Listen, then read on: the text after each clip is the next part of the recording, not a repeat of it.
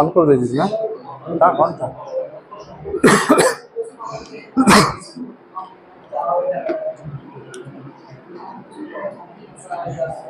আর নিচে গোটায়, নিচে গোটায় কতটা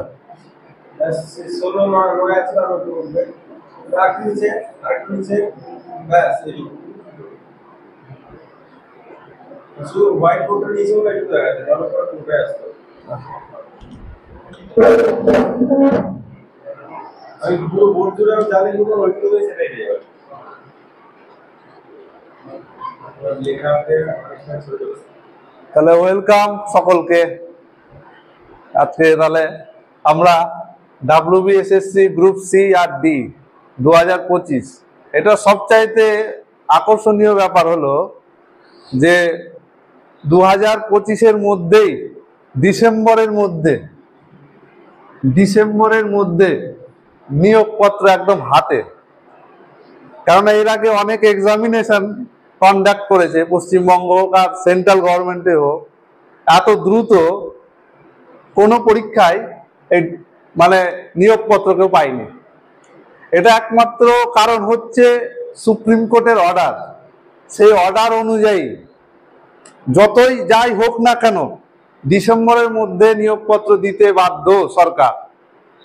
তাই তোমরা আগামী হাতে মাত্র 3 মাস সময় পাবে, তার বেশি সময় পাবে না। সেপ্টেম্বরে সম্ভবত এক্সাম, সেপ্টেম্বর ধরে রাখো, এই সেপ্টেম্বর ধরে এগোতে হবে। তাহলে হাতে 3 মাস, 3 মাসের মধ্যে পুরো সিলেবাসটাকে কমপ্লিট করতে হবে। এবার আজকে জানাবো যে কিভাবে এই সিলেবাসটাকে কমপ্লিট করা যায় এবং আগামী 3 মাসের স্ট্র্যাটেজি কি, কিভাবে এগোলে পরে খুব তাড়াতাড়ি সবকিছু শেষ করা যাবে এবং পরীক্ষায় ভালো ফলাফল করা যাবে। তাহলে আজকে আমি প্রথমে যেটা জানাবো, একটা চাকরির পরীক্ষায় মেন যেটা হচ্ছে সেটা হচ্ছে কি, একটা স্যালারি নিয়ে আমাদের মধ্যে খুব কৌতূহল থাকে যে আমরা যদি গ্রুপ সি, প্রথমে আমি আলোচনা করছি গ্রুপ সি, এই গ্রুপ সিতে যদি কেউ ফাইনালি সিলেক্টেড হয়ে যায় তার স্যালারি কত, এই স্যালারিটা আমাদেরকে আগে জানতে হবে। এখন বর্তমানে 2024 অনুযায়ী প্রায় 29,000 প্লাস এটা হবে একজন গ্রুপ সি কর্মী তার স্যালারি। এরপর হচ্ছে group D, group D salary হবে স্টার্টিং এ 23,000। এটা কিন্তু কম নয়। আমাদের সব থেকে বেশি আকর্ষণ করে, যার জন্য এত পরিশ্রম, তার মূল কেন্দ্রবিন্দু হচ্ছে এই স্যালারি। এবার তোমরা টার্গেট করো কোন স্যালারিটা নিতে ইচ্ছুক। দুটোই এক্সামে বসতে হবে, গ্রুপ সি এবং গ্রুপ ডি। যেটাতে ফাইনাল সিলেকশন হবে সেটা পরবর্তী ব্যাপার, কিন্তু তার জন্য একই সঙ্গে গ্রুপ সি এবং গ্রুপ ডি দুটোতেই কিন্তু প্রিপারেশন নিতে হবে। এবার গ্রুপ সির আর গ্রুপ ডির আমি যদি সিলেবাস যদি আলোচনা করি, সিলেবাস, এই সিলেবাসটা কেমন, প্রথমে সি বলছি। এই সি এর সিলেবাস প্রথমে জিকে, তারপর হচ্ছে ম্যাথ, তারপর হচ্ছে সিএ, সিএ মানে কারেন্ট অ্যাফেয়ার্স, আর সঙ্গে আছে ইংলিশ। জিকেতে কত থাকবে, টোটাল 15। আমরা যদি প্রিভিয়াস ইয়ারের গেজেট দেখি, মানে লাস্ট 2016 সালে এক্সাম কন্ডাক্ট হয়েছিল, সেই অনুযায়ী যদি চলি, তাহলে 2016-তে টোটাল মার্কস ছিল কত, টোটাল মার্কস ছিল 60। তার মধ্যে ম্যাথ আসবে 15টি, সিএ কারেন্ট অ্যাফেয়ার্স আসবে 15টি, আর ইংরেজিতে আসবে 15টি। এই হচ্ছে গ্রুপ সি। এবার কেউ যদি মনে করে যে আমি গ্রুপ সির পাশাপাশি গ্রুপ ডিও অ্যাপ্লিকেশন করব, তাহলে গ্রুপ ডিতে সেম জিনিস, জিকে, ম্যাথ আর সিএ। সিএ মানে কারেন্ট অ্যাফেয়ার। জিকেতে 15, ম্যাথে হচ্ছে 15 আর সিএতে 15, টোটাল এখানে 45, এখানে টোটাল হচ্ছে 60। এই হচ্ছে ডিফারেন্স। তার মধ্যে গ্রুপ সি এর আর গ্রুপ ডি এর, এই গ্রুপ সি এর কাজটাও বলে দেবো। গ্রুপ সি এর কাজ কি? অ্যাকচুয়ালি এটা তো স্কুল ক্লার্ক, স্কুল ক্লার্কের যে সমস্ত মানে খাতা কলমের কাজ, সেগুলো করে হচ্ছে গ্রুপ সির স্টাফ। আর গ্রুপ ডির কাজ বিশেষ করে স্কুলে ওই মানে গ্রুপ সি কে সাহায্য করা, খাতাপত্র এক জায়গা থেকে অন্য জায়গায় নিয়ে যাওয়া। হ্যাঁ, তার মানে এই নয় যে গ্রুপ ডি মানে ওই ঝাড় দেওয়া করাবে, ওইটা এখন নেই। আগে যেটা ছিল কিন্তু এখন পুরোপুরি চেঞ্জ হয়ে গেছে। এখন গ্রুপ ডির কাজ হবে ওই গ্রুপ সি কে সাহায্য করা, এবং কোনো নোটিশ যদি হয় সেই নোটিশটা ঘরে ঘরে যে প্রতিটা ঘরে ছাত্রদেরকে বলে দেওয়া কিংবা স্যারকে দেওয়া, এটা হচ্ছে গ্রুপ ডির কাজ। এরপর এর সিলেকশন প্রসেস দেখব। এটা সিলেকশন প্রসেস, কিভাবে সিলেকশন হয়। সিলেকশন প্রসেস কি হবে গ্রুপ সির ক্ষেত্রে? প্রথমে দিতে হবে কি? Written test. এটা রিটিনে কত নাম্বার থাকবে? 60 মার্কস। তারপরে থাকবে কি? কম্পিউটার টেস্ট, টাইপিং লিখি এখানে, টাইপিং এ কত থাকবে? 25। তারপরে থাকবে ইন্টারভিউ, ইন্টারভিউ কত? 5।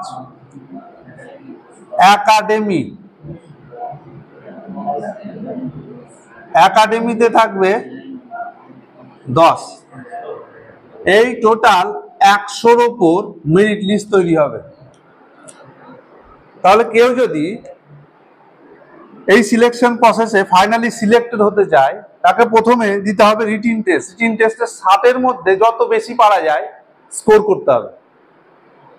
এই নাম্বারটা পরবর্তী ফাইনাল যখন মেরিট লিস্ট তৈরি হবে তখন কিন্তু এই 60 নাম্বারটা মধ্যে যত আসছে তত নাম্বার কাউন্ট করা হবে। তারপরে প্রসেস হবে টাইপিং টেস্ট। এই টাইপিং টেস্টে যারা পাস করবে তাদেরকে 25-এর মধ্যে নাম্বারটা দেয়া হবে। তারপর হবে ইন্টারভিউ। ইন্টারভিউ হবে মাত্র 5 নাম্বার, যেটা কমিশনই নেবে। তারপর হবে একাডেমিক স্কোর কি? যে সে মাধ্যমিকে কত নাম্বার পেয়েছে, সেই নাম্বারের উপর ভিত্তি করে তাকে হচ্ছে 10 নাম্বার অ্যালটেড থাকবে। ঠিক আছে, একাডেমিক। ঠিক আছে, কেউ যদি 60% পায় সে 10-এর মধ্যে 10 পাবে।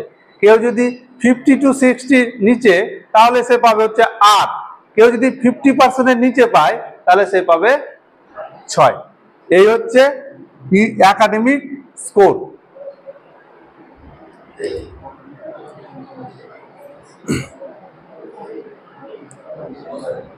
এবার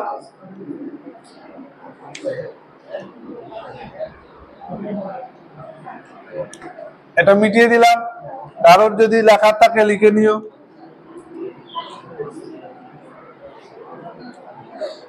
এবার গ্রুপ সিডি যোগ্যতা নিয়ে আলোচনা করব। যোগ্যতা কি?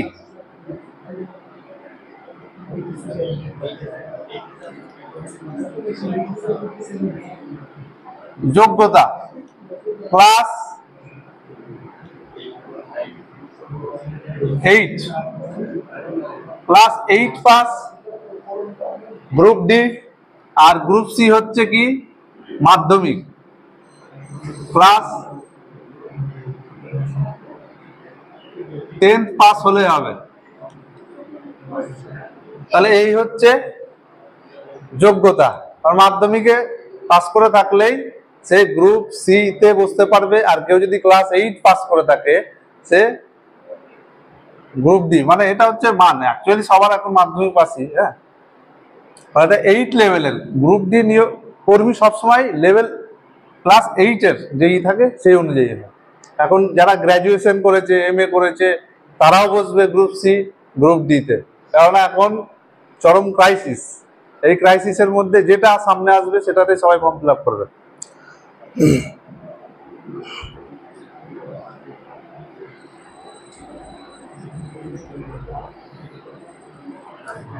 এবার আমাদের মেন ফোকাস থাকবে হচ্ছে গ্রুপ সি। হ্যাঁ, আমাদের মেন ফোকাস থাকবে গ্রুপ সি। গ্রুপ সি যদি কেউ টার্গেট নেয় তাহলে সেখানে ইংরেজি একটা এক্সট্রা আসছে, আর গ্রুপ ডিতে ইংরেজিটা নেই, তাহলে ইংরেজিটা এক্সট্রা আমাকে পড়তে হবে।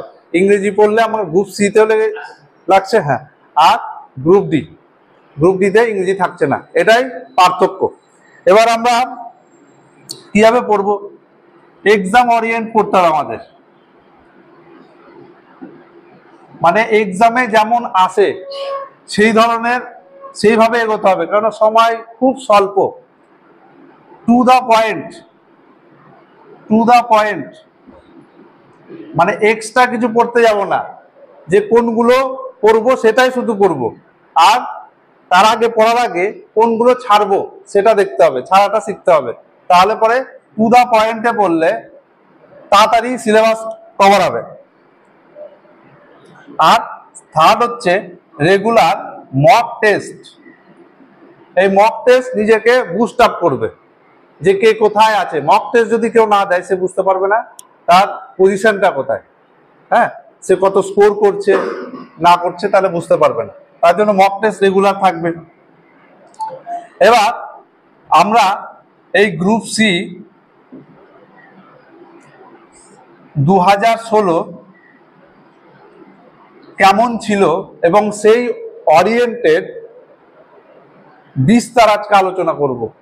এবং গ্রুপ সির যে পরীক্ষাটা হয়েছিল তার যে 4টে পার্ট, সেই 4টে পার্টের মধ্যে কি কি ছিল সেইগুলো নিয়ে আলোচনা করব এবং টেস্ট নেব তোমাদের। এবার গ্রুপ সিতে যদি বিগত বছরে দেখি যে কি কি এসেছিল, কোথা থেকে কোয়েশ্চেন হয় গ্রুপ সিতে, তাহলে আমরা বুঝতে পারবো। প্রথমে আমরা জিকের দিকে যাই। আগের বছর 2016 যদি দেখি জিকেতে 1 নম্বর ইতিহাস। এই ইতিহাস থেকে প্রশ্ন এসেছিল 2টি। তারপর 2 নম্বর ভূগোল। এই ভূগোল থেকে কোয়েশ্চেন এসেছিল 5টি। 3 নম্বর বিজ্ঞান মানে সায়েন্স। এই সায়েন্স থেকে এসেছিল 6টি কোয়েশ্চেন। 4 নম্বর সাধারণ জ্ঞান। অ্যাকচুয়ালি এসএসসি কোথা থেকে কোয়েশ্চেন দেয়, কটা করে কোয়েশ্চেন দেয়, এটা দেখলে পরে বুঝতে পারবে যে কোন টপিকগুলো কিংবা কোন সাবজেক্টগুলো আমাদের কাছে ইম্পর্টেন্স হয়ে যাচ্ছে। এখানে দেখলেই বুঝতে পারে। সাধারণ জ্ঞান থেকে এসেছিল 7টি কোয়েশ্চেন, মানে ওই স্ট্যাটিক জিকে যেগুলো হয়। 5 নম্বর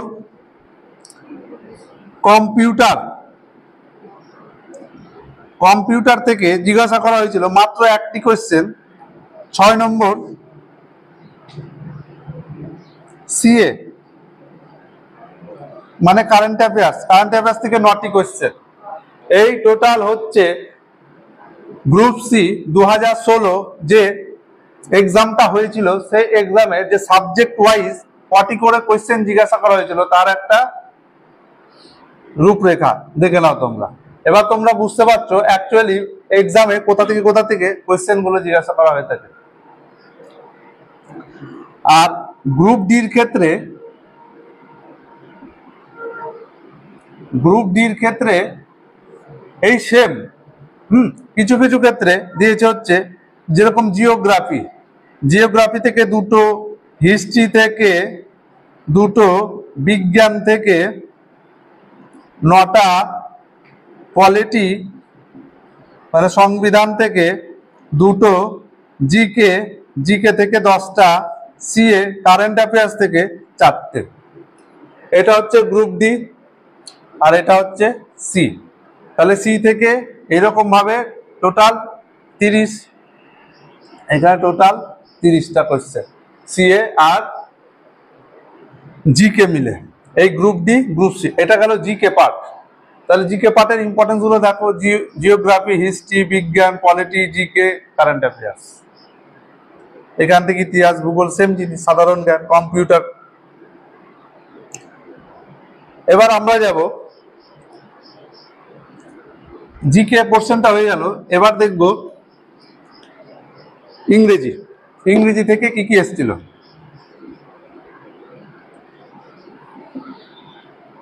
একদিকে হচ্ছে সি, আচ্ছা সি হবে ইংরেজি, শুধু গ্রুপ সির ক্ষেত্রেই হয়। তাহলে গ্রুপ সিতে যদি দেখি সিনোনিম, প্রথম 1 নম্বরে সিনোনিমস। এই সিনোনিম এবং অ্যান্টোনিম, এখান থেকে টোটাল কোয়েশ্চেন এসেছিল 3টি। সিনোনিম মানে কি, সমার্থক শব্দ মানে অর্থ, আর অ্যান্টোনিমস মানে সেই শব্দের বিপরীত। হ্যাঁ, তাহলে এখান থেকে 3টে কোয়েশ্চেন এসেছিল। 2 নম্বর one word substitution, one word substitution, এখান থেকে কোয়েশ্চেন এসেছিল 1টি। 3 নম্বর article and preposition, article preposition থেকে কোয়েশ্চেন এসেছিল 1টি। 4 নম্বর ফ্রেজাল, ফ্রেজাল ভার্ব, এখান থেকে এসেছিল 1টি। 5 নম্বর fill in the blank, fill in the blanks থেকে এসেছিল 1টি কোয়েশ্চেন। 6 নম্বর এরর, এরর কারেকশন থেকে এসেছিল 4টি। 7 নম্বর অন্য মানে আদার, এখান থেকে এসেছিল 4টি। টোটাল 15টি কোয়েশ্চেন। হ্যাঁ, তার মধ্যে কিছু গ্রুপ ভাব থেকে এসেছিল। তাহলে ইংরেজি যদি আমরা সাবজেক্টটাকে দেখি 15 নাম্বার, এর ডিভিশনটা কিভাবে করেছে, সিনোনিম অ্যান্টোনিম থেকে তিনটে কোয়েশ্চেন এসেছিল, মানে বিপরীত শব্দ আর সমার্থক শব্দ। 2 নম্বর ওয়ান ওয়ার্ড সাবস্টিটিউশন, মানে এক কথায় প্রকাশ, এখান থেকে এসেছিল 1টি কোয়েশ্চেন। আর্টিকেল অ্যান্ড প্রিপোজিশন থেকে এসেছিল 1টি। ফ্রেজাল ভার্ব থেকে এসেছিল 1টি। ফিল ইন দ্য ব্ল্যাঙ্ক থেকে 1টি। এরর কারেকশন থেকে দেখো, এরর কারেকশন থেকে 4খানা কোয়েশ্চেন ইম্পর্টেন্ট, আর কিছু বিষয়ে 4টি এসেছিল। তাহলে এই অনুযায়ী কিন্তু আমরা ইংরেজির ক্লাসগুলো করব। তারপরে দেখে নেবো হচ্ছে ম্যাথ, পাশেই করে দিই। ম্যাথে কি কি চ্যাপ্টার গুলো ইম্পর্টেন্ট। 1 নম্বর শতকরা, এই শতকরা থেকে 2016-তে এসেছিল 2টি কোয়েশ্চেন। 2 লাভ ক্ষতি, লাভ ও ক্ষতি, এখান থেকে 2টি কোয়েশ্চেন এসছে। 3 নম্বর অনুপাত, অনুপাত থেকে এসছে 2টি question. 4 number LCM and HCF, এখান থেকে এসছে 3টি কোয়েশ্চেন। 5 নম্বর ডিসকাউন্ট মানে ছাড়, ডিসকাউন্ট ছাড়, এই চ্যাপ্টার থেকে এসছে 2টি। 6 নম্বর সময় ও কার্য, এই চ্যাপ্টার থেকে এসছে 2টি কোয়েশ্চেন। 7 করণী ও সূচক, এই চ্যাপ্টার থেকে এসছে 1টি কোয়েশ্চেন। 8 নম্বর নাম্বার সিস্টেম, নাম্বার সিস্টেম, এখান থেকে এসছে 1টি। 9 সময় ও দূরত্ব, এখান থেকে এসছে 1টা কোয়েশ্চেন। এই টোটাল 15খানা কোয়েশ্চেন, যেখানে এই শতকরা, শতকরা থেকে এসছে 2টি, লাভ ক্ষতি থেকে 2টি, অনুপাত থেকে 2টি, এলসিএম এইচসিএফ, লসাগু গসাগু থেকে 3টি, ডিসকাউন্ট ছাড়, ছাড় থেকে 2টি, সময় ও কার্য এখান থেকে 2টি, করণীয় সূচক এখান থেকে 1টি, নাম্বার সিস্টেম 1টি, সময় ও দূরত্ব 1টা। এই টোটাল 15খানা কোয়েশ্চেন। এবার দেখে নাও অঙ্কের, এটা মূলত পাটিগণিত জিজ্ঞাসা করে। হ্যাঁ, পাটিগণিত, পাটিগণিত থেকে কোয়েশ্চেন হবে।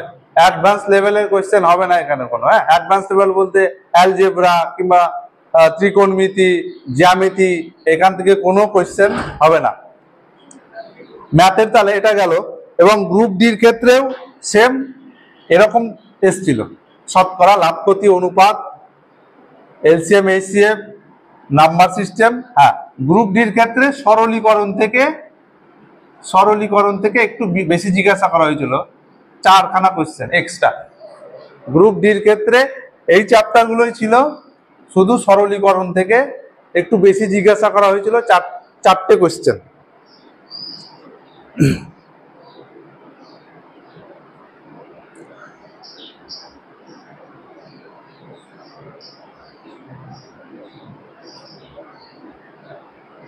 তাহলে এই ওভারঅল সিলেবাস এবং 2016 সালের কোয়েশ্চেনের উপর ভিত্তি করে যে টপিকগুলো বা চ্যাপ্টারগুলো ইম্পর্টেন্স, সেই ইম্পর্টেন্সগুলো আমি তোমাদেরকে বলে দিলাম। এইরকম ভাবে আমরা এই সিলেবাসকে টার্গেট করে আমরা এগিয়ে যাব, ঠিক আছে, যত কম সময়ের মধ্যে পারা যায়। আর আজকে এই 2016 সালে গ্রুপ সির যে কোয়েশ্চেন, সেই কোয়েশ্চেনটা একটু অ্যানালাইসিস করব আর সেটা সম্পর্কে বিস্তারিত আলোচনা করার চেষ্টা করব যতটা পারা যায়, ঠিক আছে।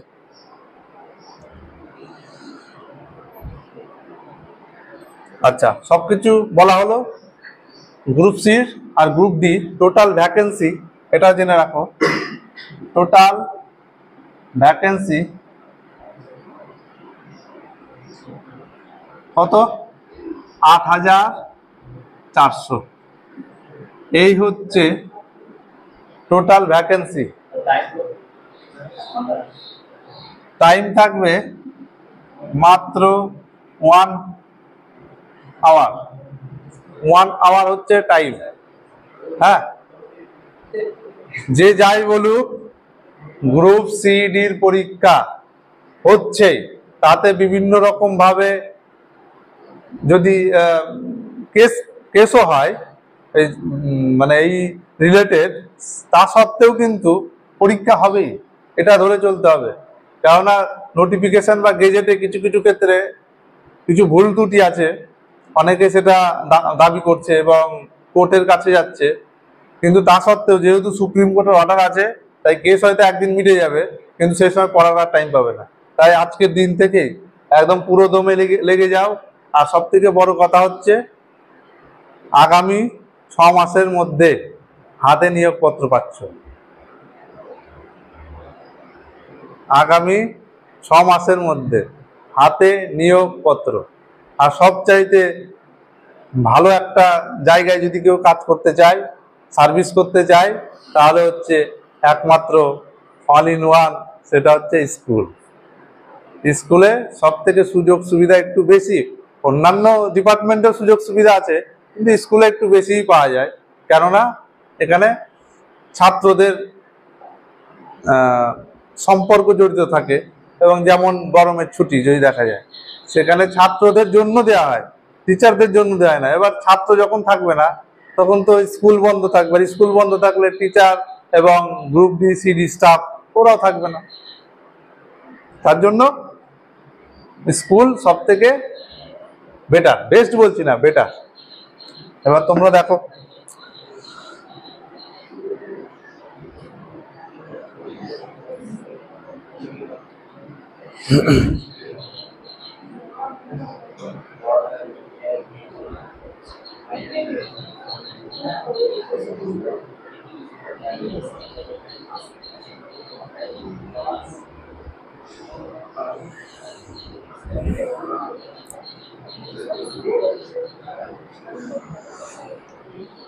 তাহলে এইখান থেকে পুরো ডাউট,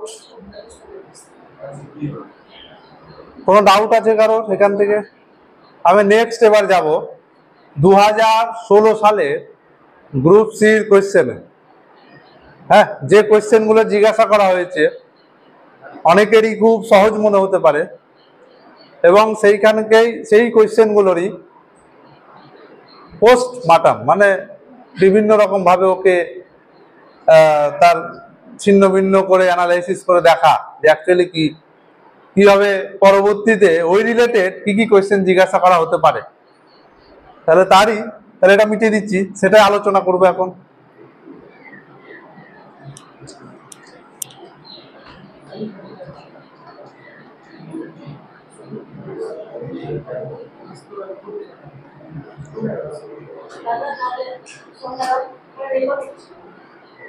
হ্যাঁ হ্যাঁ ওটাতে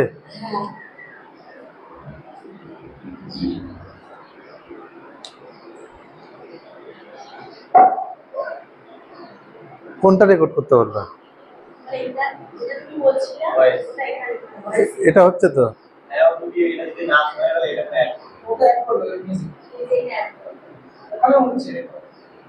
তাই? ও তাহলে ওটা বন্ধ হয়ে গেল তাই তো? না না এটাতে হয়ে যাবে, না হলো কোনো ব্যাপার নাই।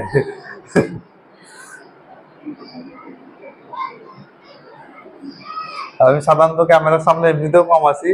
হ্যাঁ তাহলে গ্রুপ, আচ্ছা এই টোটাল 7 নাম্বারের যে পরীক্ষা হয়েছিল সেই পরীক্ষার যে কোয়েশ্চেন সেটা আমি একটু পরে দিয়ে দিচ্ছি। তার আগে পরপর ইতিহাস থেকে যে দুটো কোয়েশ্চেন এসেছিল সেই দুটো কোয়েশ্চেন প্রথমে আলোচনা করব। তারপরে এসেছিল ভূগোল থেকে এসেছিল 4টে কোয়েশ্চেন, সেই 4টে কোয়েশ্চেন আলোচনা করব। এরপর সায়েন্স, তারপর হচ্ছে জিকে, এভাবে আলোচনা করতে করতে যাব। খাতা পেন যদি তোমাদের থাকে সামনে রাখো, কিছু নতুন যদি কোনো ইনফরমেশন পাও সেটা লিখে রাখো। তাহলে প্রিভিয়াস ইয়ারের কোয়েশ্চেন ইতিহাস, এই ইতিহাস থেকে দুটো কোয়েশ্চেন এসেছিল, এই দুটো কোয়েশ্চেন এখন আলোচনা করব। ফার্স্ট কোয়েশ্চেন ছিল 1 নম্বর, ইলোরা গুহা কোথায় অবস্থিত? এটা একদম সিম্পল। এখানে option A Madhya Pradesh, option B Tamil Nadu, option D UP, option C Maharashtra. তাহলে সঠিক উত্তর হবে অপশন সি মহারাষ্ট্র। তাহলে এটা প্রথম 1 নম্বর কোয়েশ্চেন। এবার আমরা দেখে নেব মহারাষ্ট্রের মধ্যে এই কি কি গুহা আর আছে। যেমন প্রথম যদি বলি এলিফ্যান্ট কেভ মানে কি গুহা। আর কি আছে? আর আছে কারলা গুহা, এগুলো সব মহারাষ্ট্রের মধ্যে অবস্থিত। 3 নম্বর কানহেরি গুহা, এটাও মহারাষ্ট্রে অবস্থিত। 4 নম্বর অজন্তা গুহা, এটাও হচ্ছে মহারাষ্ট্রে। 5 নম্বর ভাজ গুহা, এটা হচ্ছে মহারাষ্ট্রে অবস্থিত। আমি যদি বলি মহারাষ্ট্রের বর্তমান সিএম এর নাম কি, কারেন্ট অ্যাফেয়ার্স এর মধ্যে ঢুকে যাচ্ছি। একনাথ সিন্ধে, এটা হচ্ছে কারেন্ট অ্যাফেয়ার্স, এর সঙ্গে রিলেট করে দিলাম। বর্তমান সিএম, মহারাষ্ট্রের বর্তমান সিএম। আর যদি বলি গভর্নরকে বা রাজ্যপাল রমেশ বেশ। তাহলে কি বললাম? বর্তমান সিএম হচ্ছে একনাথ সিন্ধে আর গভর্নর হচ্ছে রমেশ বেশ। আর যদি বলি মহারাষ্ট্রের রাজধানী কি? মহারাষ্ট্রের রাজধানীর নাম কি? ক্যাপিটাল মুম্বাই। এটা সকলেরই জানা, কিন্তু এর সঙ্গে এক্সট্রা ইনফরমেশন, মুম্বাই কোন দ্বীপে অবস্থিত?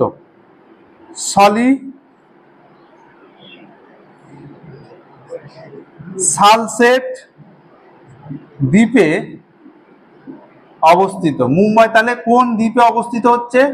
সালসেট দ্বীপে হচ্ছে অবস্থিত। এই ইলোরা গুহা মহারাষ্ট্র অবস্থিত। এবার মহারাষ্ট্রের কোথায়? এটা হচ্ছে ঔরঙ্গাবাদ। বাঁধ। এই ঔরঙ্গাবাদে, এই ইলোরা গুহাতে টোটাল 34টি ছোট ছোট গুহা আছে।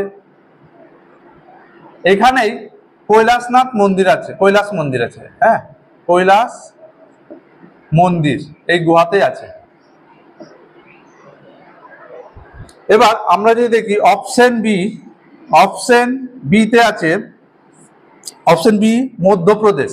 এই মধ্যপ্রদেশ সম্পর্কেও একটু আলোচনা করে নেব। অপশন বি মধ্যপ্রদেশ দিয়েছিল না, অপশন এ এটা, অপশন এ মধ্যপ্রদেশ। মধ্যপ্রদেশের কিছু গুহা আছে, যেমন ভীমবেটকা, এটা তোমরা সবাই জানো ভীমবেটকা। 2 নম্বর উদয়গিরি, উদয়গিরি। 3 নম্বর বাঘ গুহা। এই যে গুহাগুলো, এই গুহাগুলো কোনো না কোনো পরীক্ষায় রিপিট হয়েছে। মধ্যপ্রদেশের ভীমবেটকা একটা গুহা, উদয়গিরি একটা গুহা, বাঘ গুহা, এটাও পরীক্ষায় এসছে বাঘ গুহাটা। এই যে ভীমবেটকা, এই ভীমবেটকা UNESCO ওয়ার্ল্ড হেরিটেজ যে অন্তর্ভুক্ত আছে, একটা ওয়ার্ল্ড হেরিটেজের এটা সাইট ইউনেস্কো, এই ভীমবেটকা। এই ইউনেস্কো সম্পর্কে যতটা মনে পড়ছে, ইউনেস্কো কত সালে গঠিত হয়? এটা হয় 1945 সালে। এর যদি আমি বলি HQ মানে হেডকোয়ার্টার কোথায়, এটা হেডকোয়ার্টার হচ্ছে প্যারিস। প্যারিস কোথায় অবস্থিত? ফ্রান্স, ফ্রান্স, প্যারিস ফ্রান্স অবস্থিত। তাহলে হেডকোয়ার্টারটা কোথায়? প্যারিস, ফ্রান্স, ফ্রান্স অবস্থিত। ভারত এই ইউনেস্কো এর সদস্যতা গ্রহণ করে 1945, এক বছর পর 1946 সালে সদস্য পায় কে? ইন্ডিয়া। ইন্ডিয়া সদস্য পাচ্ছে 1946 সাল, এর ইন্ডিয়া সদস্য হচ্ছে। এই ইউনেস্কোর আরো কিছু, এটা মিটিয়ে দিচ্ছি।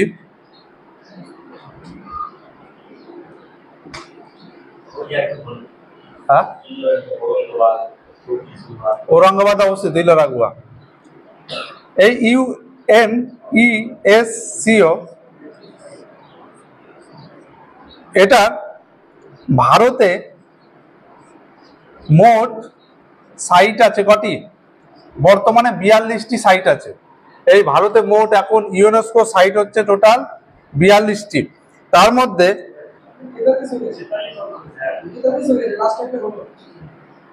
আচ্ছা, এখন একটা যোগ হয়েছে, তাহলে 43তম নাম কি? 43তম নামটা এখানে লিখে নিবে, ঠিক আছে, যেটা আছে। তাহলে 3 নম্বর কোশ্চেন, রামসর সাইট কথাটি সম্পর্কিত কিসের সঙ্গে? জলাভূমি, বনভূমি এরকম দিয়েছে। তাহলে এই রামসর অ্যাকচুয়ালি কি? রামসর কি? রামসর হচ্ছে একটা জলাভূমি সংরক্ষণ, যেটা অবস্থিত হচ্ছে ইরানে। হ্যাঁ, ইরানে অবস্থিত। এটা একটা কনভেনশন হয়েছিল 1971 সালে। রামসর বলে একটা যে জায়গা ছিল ইরানে, সেই জলাভূমিটাকে রক্ষা করার জন্য 1971 সালে একটা সম্মেলন হয়, এবং সেই সম্মেলনে স্থির করা হয় যে যে সমস্ত জায়গায় জলাভূমি আছে সেই জলাভূমিগুলিকে রক্ষা করার দায়িত্ব 1971 সালে হয়। এবার প্রতি বছর, তারপর অপশন আছে বনভূমি, তারপর অপশন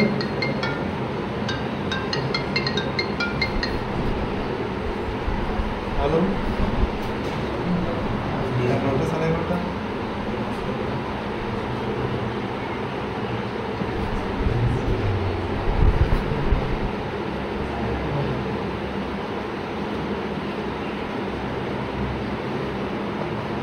তারপরে অপশন বনভূমি, অপশন বি। বনভূমি সম্পর্কে জানবো, অপশন বি সম্পর্কে। এই বনভূমি প্রতি 2 বছর অন্তর একবার করে কি হয়? পরিমাপ করা হয় যে ভারতের মধ্যে কত পরিমাণ বনভূমি আছে। হ্যাঁ,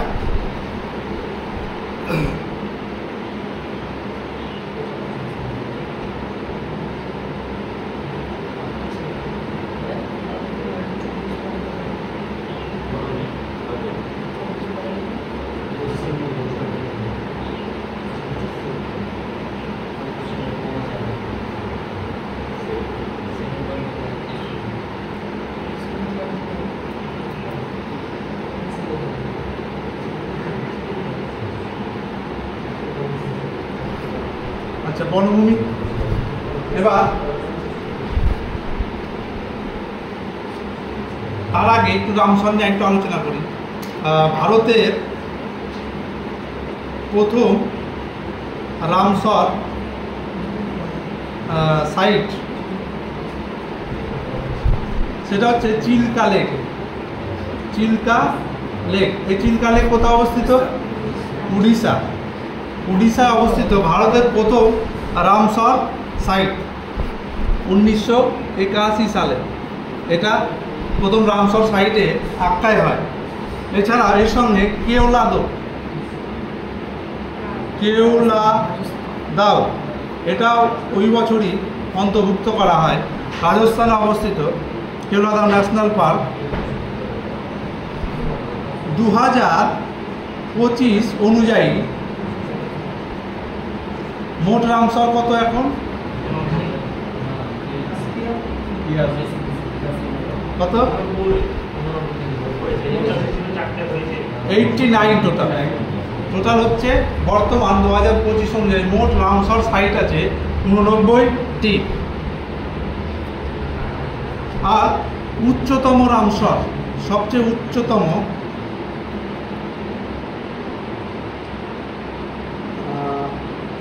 যে তোষকর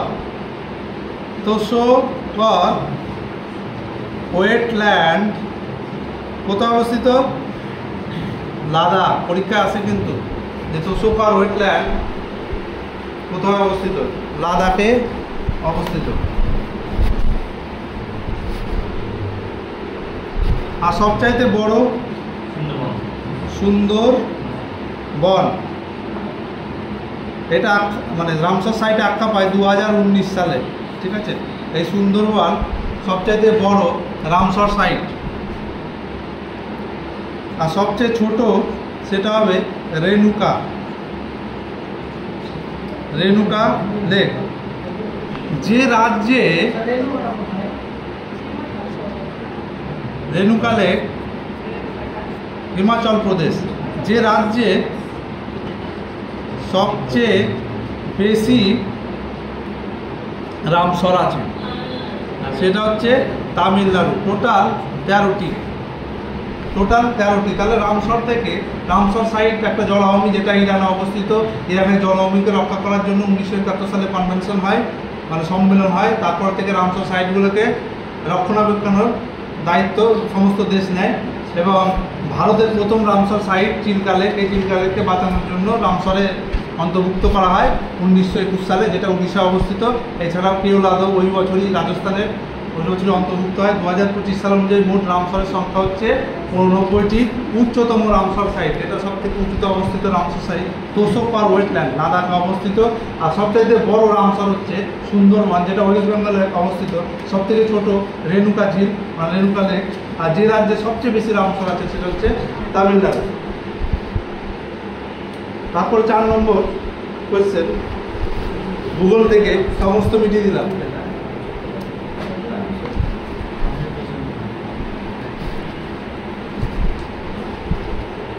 4 নম্বরে বলেছে ভিক্টোরিয়া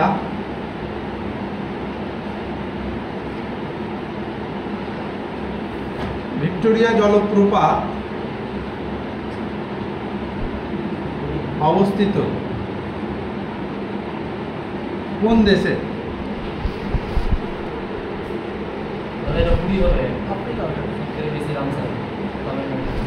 আচ্ছা, এখন তাহলে 20 হয়ে গেছে না? তাহলে 20 করে দাও এটা। তাহলে যে রাজ্যে সবচেয়ে বেশি রামসর, তামিলনাড়ু। এখন বর্তমান আজকের দিন অনুযায়ী 20টি, এটা 13টি লিখেছিলাম আগে অনুযায়ী। ভিক্টোরিয়া, নেক্সট 4 নম্বর, ভিক্টোরিয়া জলপ্রপাত অবস্থিত কোন দেশে? আফ্রিকা, অস্ট্রেলিয়া, কানাডা কোনটা হবে? তাহলে অপশন বিটা আছে আফ্রিকা। এই ভিক্টোরিয়া জলপ্রপাত এটার উচ্চতা হচ্ছে 108 মিটার। এটা হচ্ছে বৃহৎ জলপ্রপাত। কখনো যদি ঘুরতে যাও একবার দেখে এসো আফ্রিকা থেকে, ভিক্টোরিয়া। তারপরে আর একটা জলপ্রপাত আছে নায়াগ্রা, খুব ইম্পর্টেন্ট। নায়াগ্রা জলপ্রপাত কোথায় অবস্থিত? ইউএসএ এবং কানাডার অংশের মধ্যে পড়ছে, ইউএসএ কানাডার মধ্যে এই নায়াগ্রা জলপ্রপাতটা। আর একটা হচ্ছে অ্যাঞ্জেল জলপ্রপাত। এটা কোথায় অবস্থিত? ভেনেজুয়েলায় অ্যাঞ্জেল জলপ্রপাত।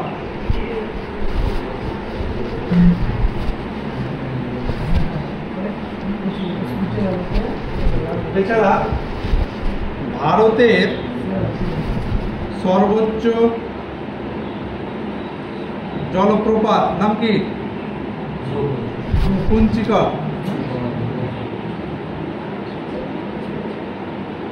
কোথায় অবস্থিত? কর্ণাটক রাজ্যে অবস্থিত। তারপরে আর কিছু জলপ্রপাত, যোগ জলপ্রপাত কোথায় অবস্থিত? কর্ণাটক। হুডরু জলপ্রপাত ঝাড়খণ্ড, সুবর্ণরেখা নদীর ওপর। দুধসাগর জলপ্রপাত না গোয়া। দুধসাগর হচ্ছে গোয়া। আরো অনেক আছে, এগুলো দেখে নেবে। তাহলে ভিক্টোরিয়া জলপ্রপাত অবস্থিত আফ্রিকায়, 108 মিটার, সবচাইতে উঁচু, এটা বৃহৎ। আর নায়াগ্রা জলপ্রপাত ইউএসএ কানাডা, অ্যাঞ্জেল এগুলো ইম্পর্টেন্ট। ভেনেজুয়েলা সর্বোচ্চ, ভারতের সর্বোচ্চ জলপ্রপাত কুঞ্চিকল, যোগ কর্ণাটকে, হুডরু ঝাড়খণ্ড, দুধসাগর গোয়া। মিটিয়ে দিলাম। আচ্ছা বুঝাচ্ছি না, এখানে 5 নম্বর সংরক্ষিত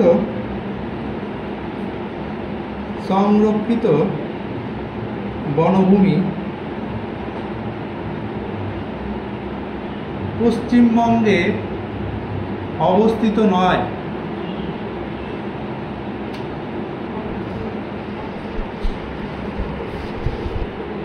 এখানে দিয়েছে কাজিরাঙ্গা,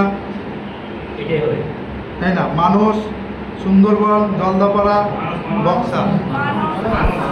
তাহলে এই মানসটা হবে সঠিক উত্তর, অপশন বি। মানস হবে সঠিক উত্তর। মানস কোথায় অবস্থিত? আসাম। তাই এটা পশ্চিমবঙ্গে অবস্থিত নয়।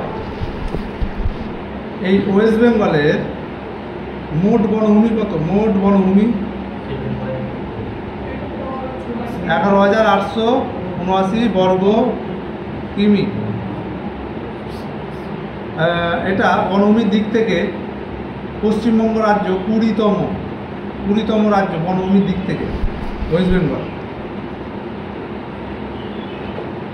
আর ম্যানগ্রোভ সর্বোচ্চ কোন রাজ্যে আছে? ম্যানগ্রোভ বনভূমি সর্বোচ্চ, সেটা হচ্ছে ওয়েস্ট বেঙ্গলে অবস্থিত সর্বোচ্চ ম্যানগ্রোভ। সেকেন্ড হচ্ছে গুজরাট, ঠিক আছে, গুজরাট, তারপরে তামিলনাড়ু। সেকেন্ড হচ্ছে গুজরাট।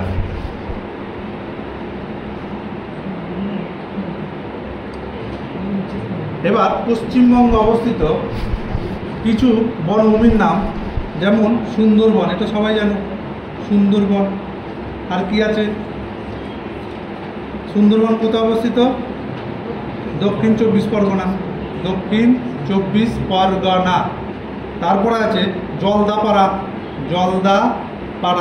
এই জলদাপাড়া কোথায় অবস্থিত? আলিপুরদুয়ার, এটা। তারপরে আরও আছে বক্সা টাইগার রিজার্ভ, এটা কোথায় অবস্থিত? আলিপুরদুয়ার। তারপরে গরুমারা কোথায়?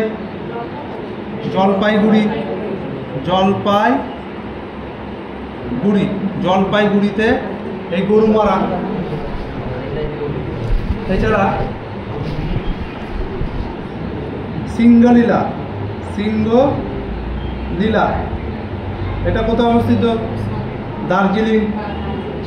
সিঙ্গলীলা দার্জিলিং। এছাড়া আছে বেতলা কোথায় অবস্থিত?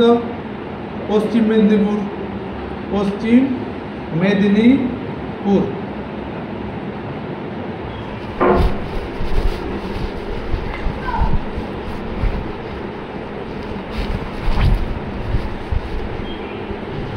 একটু আগে বললাম ISFR ইন্ডিয়ান এই যে ফরেস্ট যে রিপোর্টটা, এটা 2 বছর অন্তর পাবলিশ করে তাদের রিপোর্টটা। ISFR Indian forest report, Indian forest এই রিপোর্ট, এটা 2 বছর অন্তর একবার এটা করে। ভারতে মোট বন কতটা আছে? বনভূমি 21.7%। ভারতে মোট বনভূমি প্লাস গাছপালা এটার পরিমাণ কত? 24.4%-এর মতো। তাহলে টোটাল যদি আমি বন দেখি সেখানে 21.7% এবং বনভূমি যোগ করে দিলাম প্লাস গাছপালা যোগ করে দিলাম, তখন 24.4% হয়ে যাচ্ছে। আর বেশি বনভূমি আছে, বেশি বনভূমি কোন রাজ্যে সব থেকে বেশি আছে? MP। মধ্যপ্রদেশে সবচাইতে বেশি বনভূমি আছে। আর শতাংশের বিচারে বেশি হচ্ছে মিজোরাম। এবার সবচাইতে কম বনভূমি সেটা হচ্ছে হরিয়ানাতে সবচাইতে কম বনভূমি আছে, হরিয়ানা।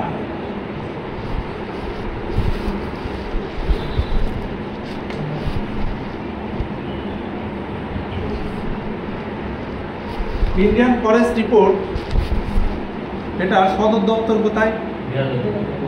এটা হচ্ছে দেরাদুন। মনে রাখবে, এটা পরীক্ষা অনেকবার এসছে। দেরাদুন। বিশ্বের সবচেয়ে বেশি বনভূমি আছে কোন দেশে? বেশি বনভূমি আছে রাশিয়া।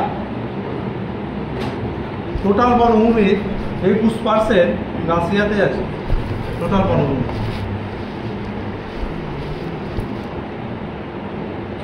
আর পৃথিবীর ফুসফুস কাকে বলে? পৃথিবীর ফুসফুস কাকে বলে? সেটা হচ্ছে অ্যামাজন বনভূমি। ফরেস্ট ডে কবে পালন করা হয়? 21শে মার্চ। ফরেস্ট ডে পালন করা হয় 21শে মার্চ। তারপরে নেক্সট কোয়েশ্চেন 6 নম্বর ভূগোল থেকেই দিয়েছে আর একটা কোয়েশ্চেন, মিটিয়ে দিলাম।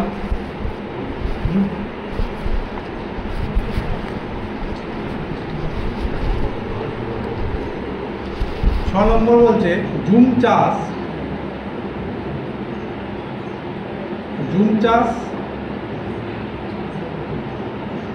কি? অপশন ডি, এটা একটা চাষের পদ্ধতি। ঝুম চাষ কি? এটা একটা চাষের পদ্ধতি। ওই পাহাড়ি অঞ্চল প্রথমে গাছপালাগুলোকে কাটবে, কেটে সেগুলো পুরানোর পর ওই ভূমিটাকে চাষের জন্য উপযুক্ত করবে, তারপরে ফসল ফলাবে।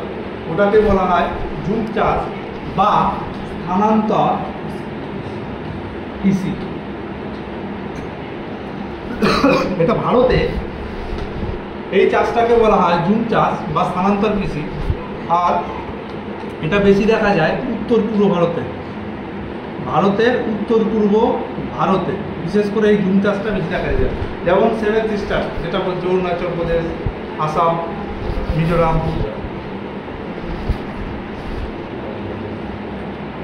বিশ্বের কিছু জুম চাষ আছে, যেমন মিলপা, MILPHA, মিলপা কোন দেশের এই স্থানান্তর কৃষির নাম? সেটা হবে মেক্সিকো, USA। মেক্সিকো আর USA এই স্থানান্তর কৃষির নাম হচ্ছে মিলপা। পরীক্ষা এসছে এই মিলপা SSC-তে, আর USA।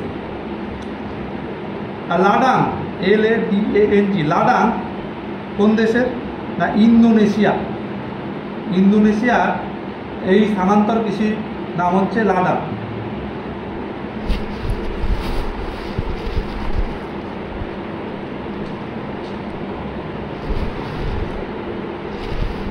তারপরে চিতে মেনে, এটা কোন দেশের? না আফ্রিকা। আফ্রিকার জুম চাষকে বলা হয়। তারপরে কোয়েশ্চেন হচ্ছে 7 নম্বর। 7 নম্বর কোয়েশ্চেন বলেছে, এদিক থেকে দেখি। 7 নম্বর বলেছে মাউন্ট এভারেস্ট। মাউন্ট এভারেস্ট অবস্থিত অপশন দেখে বুঝতে পারছো যে কী হবে, বলারও দরকার নাই। অপশন সি এখানে নেপাল। তাহলে মাউন্ট এভারেস্ট অবস্থিত হচ্ছে নেপালে। এটা হচ্ছে পৃথিবীর সর্বোচ্চ শৃঙ্গ, যার উচ্চতা 8,848 মিটার। 2020 সালে চায়না এবং নেপাল মিলে সমীক্ষা করে। তখন এরা বলে যে এর উচ্চতা হচ্ছে 8,848.86 মিটার। এটা ইম্পর্টেন্ট গ্রুপ, কেননা চায়না সবসময় একটু এগিয়ে থাকবে কিংবা কিছু নতুন একটা কিছু দেবে। কারণ 2020 সালে চায়নার গভর্নমেন্ট আর নেপালের গভর্নমেন্ট মিলে একটা সমীক্ষা চালায় যে মাউন্ট এভারেস্টের আবার পুনরায় কী করবো, উচ্চতা মাপবো। তখন এরা বলে যে 8,848 মিটার নয়, এটা হবে 8,848.86 মিটার। ঠিক আছে। এই মাউন্ট এভারেস্টের স্থানীয় নাম যেমন নেপাল, নেপালের স্থানীয় নাম কি? সাগর মাথা। আর তিব্বতী ভাষায়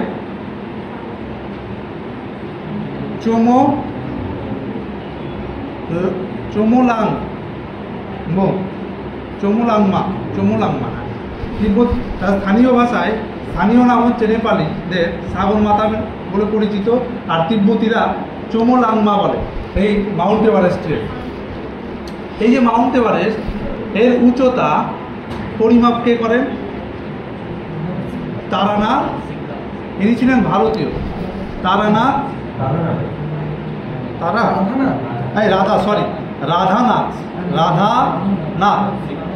সিকদার। রাধানাথ সিকদার 1856 সালে ইনি হচ্ছে মাউন্ট এভারেস্টের উচ্চতা পরিমাপ করেন। যে পদ্ধতিটার নাম ছিল জিটিএস পদ্ধতি। তখন এই মাউন্ট এভারেস্টের নাম ছিল, তখন এর নাম ছিল, কি নাম ছিল? XV। এই তখন এর নাম ছিল XV বলে পরিচিত ছিল। ঠিক আছে। পরে পরে কি নাম হয়? স্যার জর্জ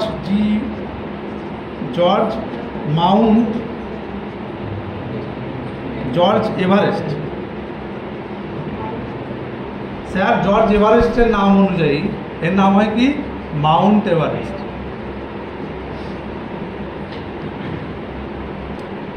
ইনি কে ছিলেন না surveyor, surveyor general of India, surveyor general of India. এই স্যার জর্জ এভারেস্ট, তার নাম অনুসারে পরবর্তীতে নাম হয় মাউন্ট এভারেস্ট, এবং তিনি ছিলেন সার্ভেয়ার অফ ইন্ডিয়া। ইন্ডিয়ার একজন সার্ভেয়ার, মানে পরিমাপ যে করে তাকে বলা হয় সার্ভেয়ার।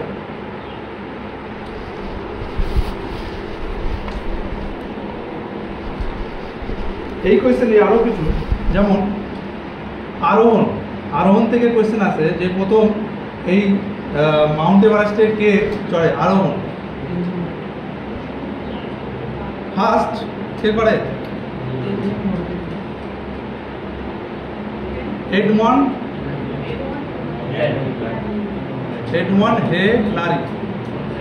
হেলারি প্রথম হচ্ছে আরোহণ করেন 1953 সালে। কোথাকার ব্যক্তি ছিলেন? পরীক্ষা এসেছিল। এডমন্ড হেলারি কোন দেশের ব্যক্তি? নিউজিল্যান্ড। আর তার সঙ্গে একজন শেরপা ছিল, তেনজিং নোরগে। এরা হচ্ছে শেরপা। শেরপা মানে কি? যে ব্যক্তি সেই পাহাড়ের পর্বতের চূড়ায় নিয়ে যায় তাদেরকে বলা হয় শেরপা। এই তেনজিং নোরগে ছিল শেরপা, তার সহায়তা এডমন্ড হিলারি, নিউজিল্যান্ডের ব্যক্তি, প্রথম সে মাউন্ট এভারেস্টের চূড়ায় যায়। আর ভারতীয়দের মধ্যে ভারতের প্রথম কে? অবতার সিং চিমা।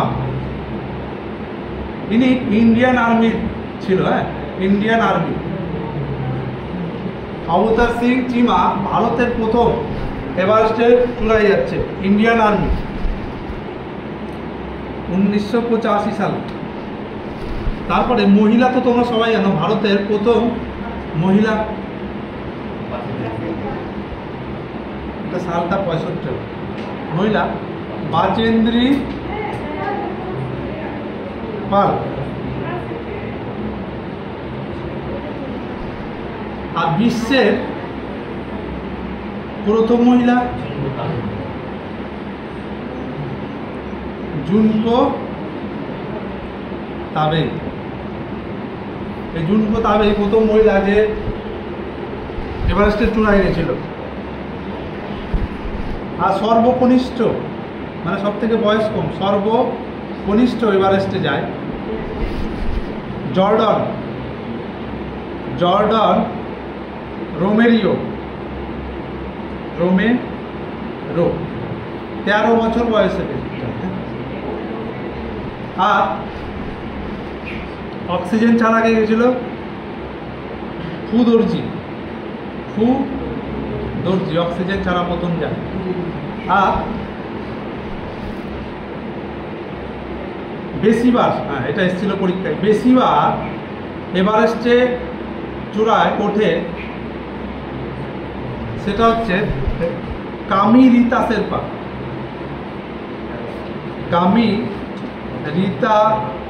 শেরপা। বেশিবার ওঠে, টোটাল 30 বার ইনি শেরপা কিন্তু। শেরপা মানে কি? যাদেরকে নিয়ে যায়। তারপরের কোয়েশ্চেন কত নম্বর? 7। আর এবার হচ্ছে সায়েন্স থেকে মিটিয়ে দিলাম।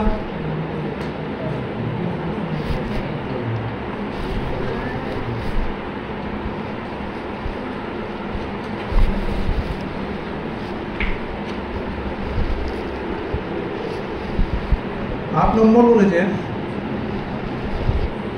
যে গ্যাসটি সর্বাধিক মাত্রায় বায়ুতে আছে,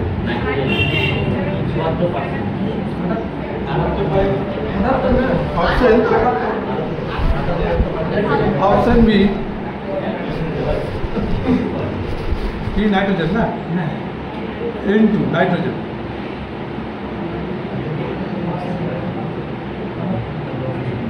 এটা বায়ুতে নাইট্রোজেনের পরিমাণ 78.08%।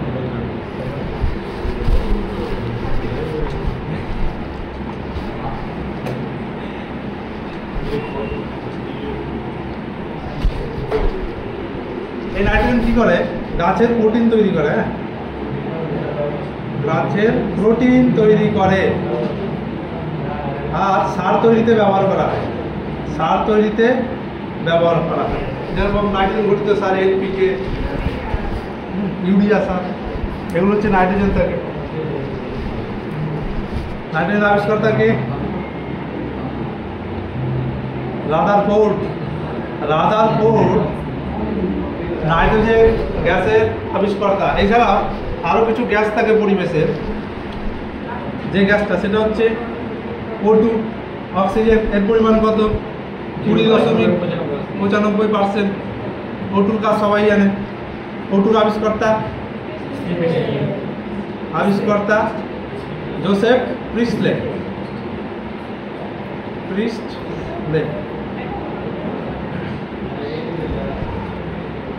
এছাড়া থাকে আর্গন গ্যাস। আর্গন গ্যাস, এটার পরিমাণ থাকে 0.93%। এটা নিষ্ক্রিয় গ্যাসের মধ্যে সবচাইতে বেশি পরিমাণ থাকে হচ্ছে আর্গন গ্যাস। এটা নিষ্ক্রিয় গ্যাস।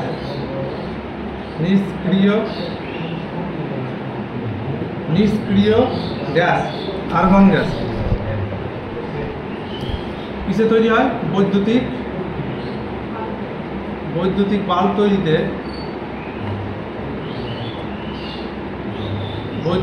বাল্ব তৈরিতে। এই আর্গন গ্যাস ব্যবহার করা হয়, নিষ্ক্রিয় গ্যাস। ঠিক আছে। আর থাকে কার্বন ডাই অক্সাইডও থাকে। কার্বন ডাই অক্সাইডের পরিমাণ খুবই কম, 0.04%। এর আবিষ্কর্তা জোসেফ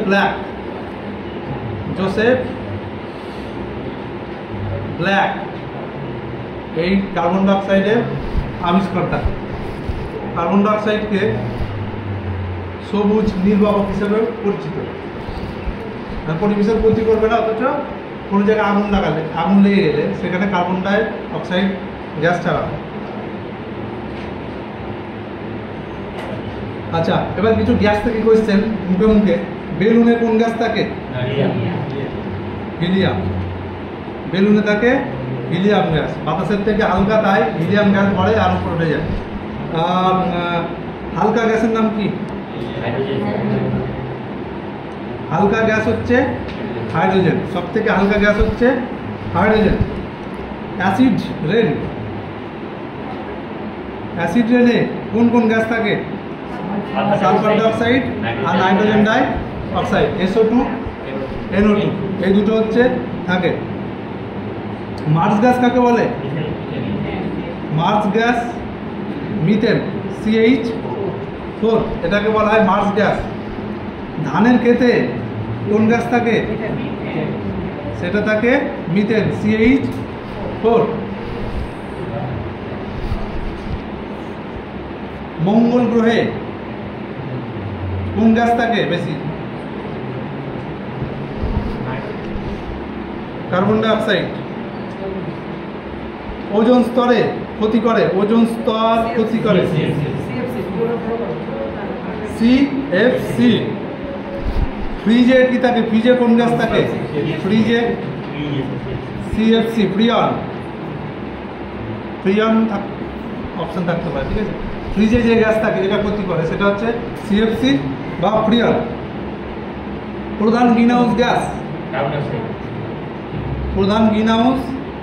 গ্যাস হচ্ছে carbon die oxide. LPG gas কি থাকে? প্রোপেন আর বিউটেন। অনেকবার পরীক্ষা এসছে এই LPG গ্যাসে কি গ্যাস থাকে? প্রোপেন আর বিউটেন। আর বন্ধ থাকে LPG গ্যাসের কি থাকে? ইথাইল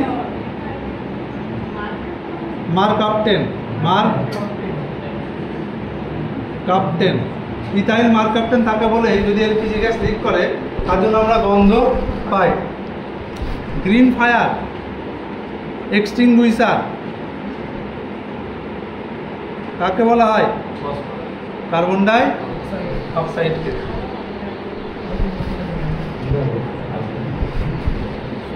কার্বোনেটেড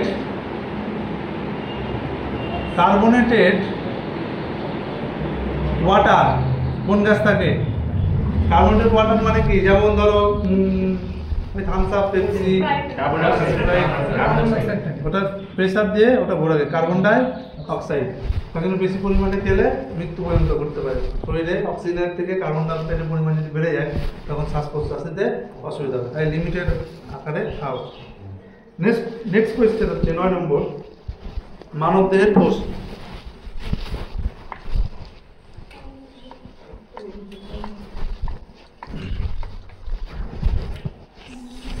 সায়েন্স 9 নম্বর বলছে যে মানবদেহে কোষ কয়টি? ক্রোমোজোম, সরি, মানবদেহে ক্রোমোজোম না কোষও আছে 3 ট্রিলিয়ন, 2 থেকে 3 ট্রিলিয়ন টোটাল কোষ। ট্রিলিয়ন এবার ভাবো, কোষ ক্রোমোজোম টোটাল কতগুলি? 46টি টোটাল ক্রোমোজোম, 46টি মানে টোটাল 23 জোড়া। এটাকে দুটো ভাগে ভাগ করা হয়, একটা হচ্ছে অটোজোম আর একটা হচ্ছে সেক্স ক্রোমোজোম। এই অটোজোমের পরিমাণ থাকে 22 জোড়া মানে 44টি, আর সেক্স ক্রোমোজোম থাকে 2টি। এটাকে আবার দুটো ভাগে ভাগ করা হয়, একটা হচ্ছে XX আর একটা হচ্ছে XY। এটা হচ্ছে ফিমেল আর এটা থাকে মেলের, ঠিক আছে? তাহলে এই হচ্ছে মানব দেহের ক্রোমোজোম 46টি বা 23 জোড়া। পরীক্ষায় কখনো 46 থাকবে, কখনো 23 জোড়া, ভালো করে দেখে নিতে হবে। 23টি বলেছে না 43টি বলেছে, না 46 জোড়া বলেছে না 23 জোড়া বলেছে, কনফিউশন তৈরি হতে পারে। হ্যাঁ, তাই জন্য জোড়াটি রেখে নিতে হবে। এই 46টি ক্রোমোজোম দুটো ভাগে ভাগ করা হয়, অটোজোম আর সেক্স ক্রোমোজোম। অটোজোম হচ্ছে 22 জোড়া, সেক্স ক্রোমোজোম হচ্ছে 2 জোড়া। এই দুটির জন্য আমরা মানে লিঙ্গ নির্ধারণ হয় যে কে ছেলে হবে কে মেয়ে হবে। আর একটা মহিলার কাছে শুধুমাত্র XX ক্রোমোজোম থাকে আর একটা পুরুষের কাছে XY থাকে। ছেলে না মেয়ে হবে সেটা নির্ভর করে পুরোপুরি মেল পার্টনারের উপর। তাই মেয়েদেরকে শুধু ছেড়ে দেওয়া হবে। এটা ভুল ধারণা আমাদের সমাজের। এখন অনেক আপডেট হয়েছে। এবার ক্রোমোজোম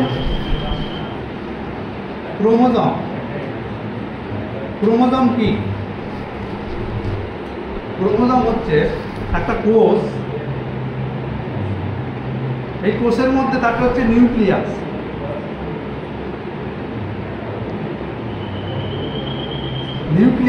এই নিউক্লিয়াসের মধ্যে থাকে হচ্ছে ক্রোমোজোম। এই হচ্ছে কমান্ডার। এই কমান্ডারের মধ্যে থাকে ক্রোমোজোম, ঠিক আছে? এই ক্রোমোজোমের মধ্যে থাকে ডিএনএ।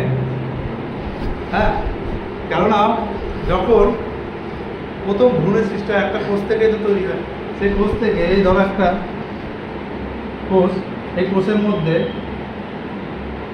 তার মাঝখানে থাকে নিউক্লিয়াস। এই নিউক্লিয়াস হচ্ছে ব্রেন একটা কোষের। এবার কোষ তো বিভাজন হয়। এবার যখন শিশু কিংবা বেবি তৈরি হচ্ছে ছোট্ট আকারে মায়ের পেটে, তখন এই নিউক্লিয়াসের মধ্যে এই ক্রোমোজোম থাকে। এই ক্রোমোজোম থেকে আস্তে আস্তে কোষ বিভাজন হতে থাকে, একটার পর একটা কোষ বিভাজন হতে তো অনেক বড় হয়। আচ্ছা, একটা শিশু লম্বা হবে না বেটে হবে তা নির্ভর করে এই ক্রোমোজোমের উপর। হ্যাঁ, কারণ বাবা মা যদি লম্বা হয় তার সন্তানরাও লম্বা হবে।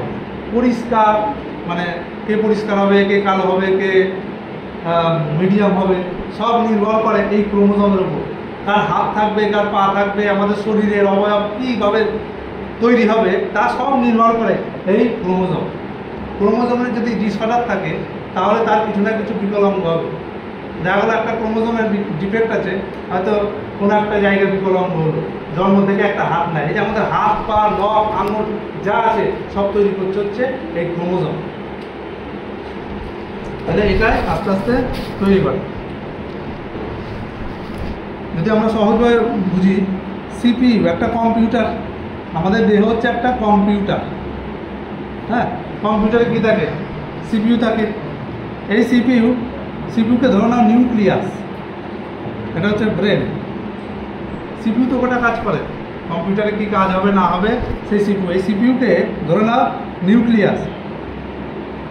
এই সিপিইউর মধ্যে থাকে, আমরা বলি ডিভিডি বা সিডি ক্যাসেট। এই সিডিতে লেখা, তারপর আমরা লিখি, ওর মধ্যে কি লিখি না ডিএনএ আমাদেরকে লিখে দেয়। দেখো, আমাদের শরীর একটা কম্পিউটার, কম্পিউটারের ব্রেনকে সিপিইউ, তার মানে সেটা হচ্ছে নিউক্লিয়াস। হ্যাঁ, তার মানে ক্রোমোজোমের মধ্যে নিউক্লিয়াস থাকে। এই নিউক্লিয়াসের পর এই ডিভিডি থাকে, দেখবা ডিভিডি সিডি, যেখানে হচ্ছে কোনো ডেটা আপডেট করা যায়, কিছু লেখা যায়, কিছু আপডেট মানে সংরক্ষণ করে রাখা যায়। সেখানে এই সিডিতে লেখা থাকে কি না ডিএনএ ভরা থাকে এর মধ্যে। এবার এই সিডিতে যা লেখা থাকবে তাই তো আমাদেরকে দেবে।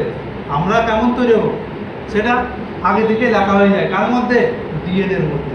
সেই সিডি হচ্ছে ডিএনএ, লেখা আছে এই যে সন্তানটা আসবে, সেই সন্তানটা অ্যাকচুয়ালি কেমন হবে আগামী দিনে, দেখতে কেমন হবে, হাত পা কেমন হবে, লম্বা কেমন হবে, পরিষ্কার না কালো হবে, তা পুরোপুরি ডিএনএতে অলরেডি লেখা হয়ে গেছে। তাই নতুন করে একটা চেঞ্জ করতে কেউ পারবে না, ডিএনএ চেঞ্জ করতে। তো এইরকমভাবে তোমরা যদি ভাবো যে আমাদের শরীরটা কম্পিউটার, সিপিইউটা হচ্ছে নিউক্লিয়াস মানে ব্রেন, ব্রেনের মধ্যে থাকতে হচ্ছে ডিভিডি, আমরা বলি সেই ডিভিডিতে বা সিডিতে কিছু লেখা থাকে, সেটা হচ্ছে ডিএনএ। সেই ডিএনএর মাধ্যমে একজন কেমন হবে না হবে পুরোপুরিভাবে আমরা বুঝতে পারি। তারপরে 10 নম্বর সায়েন্স থেকে বিডি দিলাম, অঙ্ক কখন করাবো?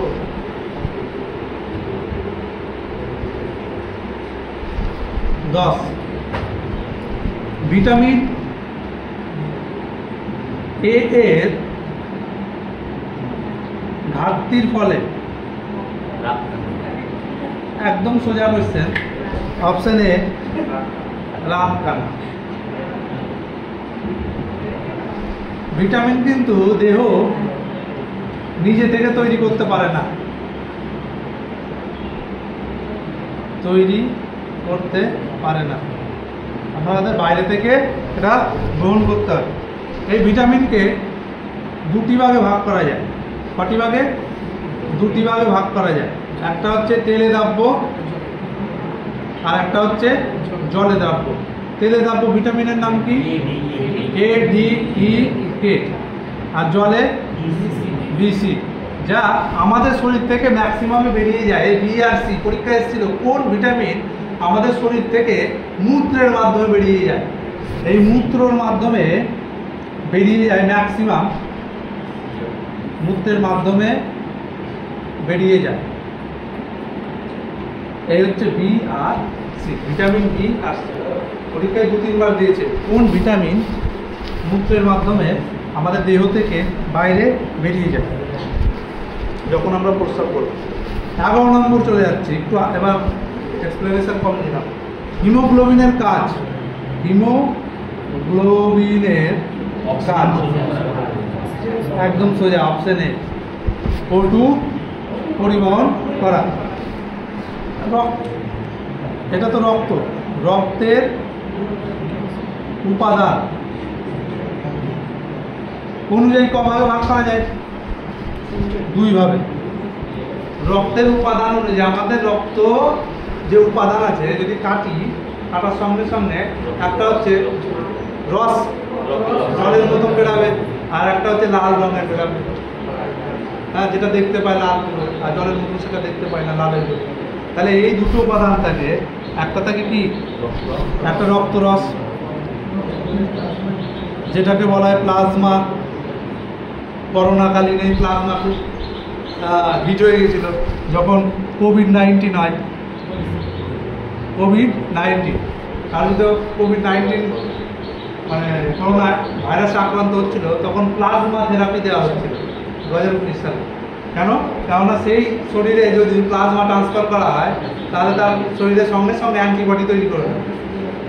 হ্যাঁ, এবার অ্যান্টিবডি আর অ্যান্টিজেনের উপর ভিত্তি করে রক্তকে আবার চারটি ভাগে ভাগ করা হচ্ছে, এবি ও। আর এটা উপাদান অনুযায়ী রক্তকে দুটি ভাগে ভাগ করা হচ্ছে, একটা হচ্ছে রক্তরস আর একটা কি রক্ত কণিকা। এটা হচ্ছে 55% আমাদের শরীরে থাকে। তার মধ্যে এই রক্তরসের মধ্যে 90 থেকে 95%ই জল। কি থাকে? জল। এবার কেটে গেলে জলের মতন তরল পদার্থ বেরোয়, সেটা হচ্ছে রক্তরস। 90 থেকে 95% হচ্ছে জল থাকে। এই রক্তরসের কাজ কি? আমাদের দেহের যে হরমোন আছে, যে পুষ্টি, সেগুলো বিভিন্ন জায়গায় নির্দিষ্ট জায়গায় পৌঁছে দেওয়া, এর হচ্ছে মূল কাজ, হচ্ছে রক্তরসের কাজ। আর রক্তকণিকা, রক্তকণিকার হচ্ছে তিনটে ভাগে ভাগ করা হচ্ছে, আরবিসি, ডাব্লিউবিসি আর প্লেটলেট। আরবিসির কাজ কি? অক্সিজেন O2 পরিবহন করা। ডাব্লিউবিসি রোগ প্রতিরোধ ক্ষমতা, রোগ প্রতিরোধ। আর প্লেটলেট রক্ত জমাট বাঁধতে সাহায্য করে। রক্ত জমাট বাঁধতে সাহায্য করে হচ্ছে প্লেটলেট। একজনের দেহে যদি প্লেটলেটের সংখ্যা কমে যায়, তার যদি শরীরে কোনো আঘাতপ্রাপ্ত হয়, তাহলে কিন্তু রক্ত পড়তেই থাকবে, জমাট বাঁধবে না। আমাদের শরীরে কোনো জায়গায় কাট হয়ে গেলে সঙ্গে সঙ্গে অনেকটা রক্ত বের হয়, কিন্তু কিছুক্ষণ পরে এই প্লেটলেট নিজের কাজ শুরু করে দেয়, সেই জায়গায় এসে ক্ষত জায়গায় এসে নিজের আস্তরণ তৈরি করে দেয়, ফলে জমাট বাঁধিয়ে দেয় আস্তরণে, মানে রক্তে। তখন আর রক্ত পড়া বন্ধ হয়ে যায়। তত ঘাবড়ানোর কোনো প্রয়োজন নেই, হালকা কাটলে পরে একাই বন্ধ। আর যদি বেশি কেটে যায়, যে স্যার বলেছিল যে রক্তটা একাই বন্ধ হবে, বসে থাকিয়ে যাবে, তাহলে কিন্তু হবে না, সব রক্ত বেরিয়ে যাবে। তো বেশি কাটলে পরে কিংবা শিরা কেটে গেলে সঙ্গে সঙ্গে হসপিটাল যেতে হবে, তখন ওরা ঠিক করে দেবে।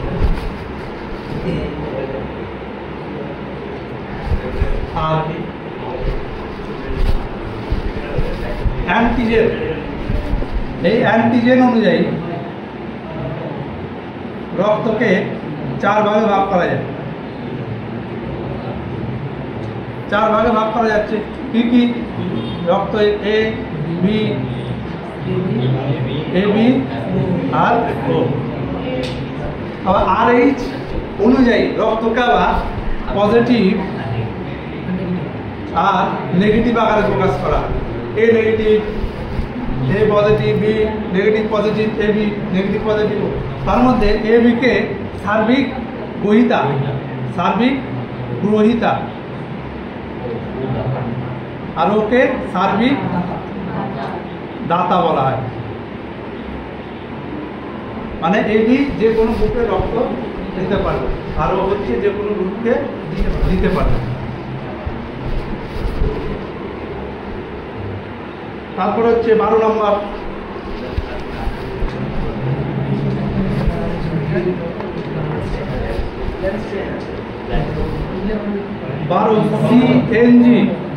সিএনজির অর্থ কি? Compressed natural gas. এটা CH4 মিথেন, এই কম্প্রেসড ন্যাচারাল গ্যাস বলা হয়। যেমন বাস চলে এই সিএনজি গ্যাসে, বাস চলে দিল্লিতে প্রথম হয়েছিল। হ্যাঁ, এই দিল্লিতে প্রথম সিএনজি চালিত বাস প্রথম উদ্বোধন হয় দিল্লিতে। 13 নম্বর, মানুষের শরীরে, এটা সায়েন্স থেকে অনেকগুলো কোয়েশ্চেন দিয়েছিল। মানুষের শরীরে মোট হাড় 206টি, শিশুদের কতগুলো হাড় থাকে? 300টি। এগুলো আস্তে আস্তে জয়েন হতে শুরু করে, দিয়ে সেটা যখন প্রাপ্তবয়স্ক হয় তখন 206 পরিণত হয়ে যায়। আর শিশু অবস্থায় হাড়টা ভেঙে গেলে খুব তাড়াতাড়ি জয়েন হয়ে যায়, কারণ তখন একটার সঙ্গে একটা জয়েন হবে, তাও তো চাপ নেওয়ার বিষয় নেই। আর শিশু অবস্থায় হাড় ভেঙে গেলে জয়েন হবে। এবার কিছু অঙ্গ আর অস্থি সংখ্যা পরীক্ষায় ডাইরেক্ট জিজ্ঞাসা করে থাকে, যেমন মাথার খুলি, এই খুলিতে কতগুলি অস্থি থাকে? 22টি থাকে, ঠিক আছে। বক্ষপঞ্জিরে কতগুলো থাকে? 24টি। কোষে রুকাতে কতগুলো অস্থি থাকে? 33। হাত আর কাঁধ মিলে টোটাল কতগুলো অস্থি থাকে? 64টি। পা ও কোমর পর্যন্ত থাকে 62টি, ঠিক আছে। এই হচ্ছে পুলি, মাথার পুলি, বক্ষপঞ্জি, এই যে বক্ষপঞ্জির এই দুটো, কোষে রুকা, আমাদের যে সিদ্ধারা আছে, সিদ্ধারার পাশে যে এইগুলো আছে, সেটা টোটাল থাকে হচ্ছে 33।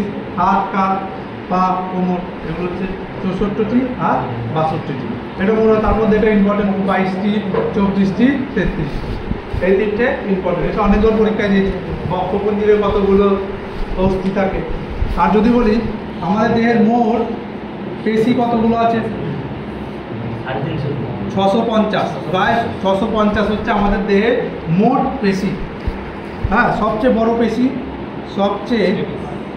বড় পেশি আমি হাড় ধরে নিয়ে, হাড় হলে ছোট হচ্ছে স্টেপিস, বড় হচ্ছে ফিমার। সব থেকে বড় অস্থি হচ্ছে ফিমার, আর সবচেয়ে ছোট হচ্ছে স্টেপিস। আর আমি যদি বলি সবচেয়ে বড় পেশি কোনগুলো, এই যে এখানে একটা পেশি আছে, এই জিভে একটা পেশি, হ্যাঁ, যেখানে মাংস, আমাদের নিতম্ব একটা পেশি। সবচেয়ে বড় পেশি হচ্ছে ম্যাক্সিমাস গ্লুটাস ম্যাক্সিমাস।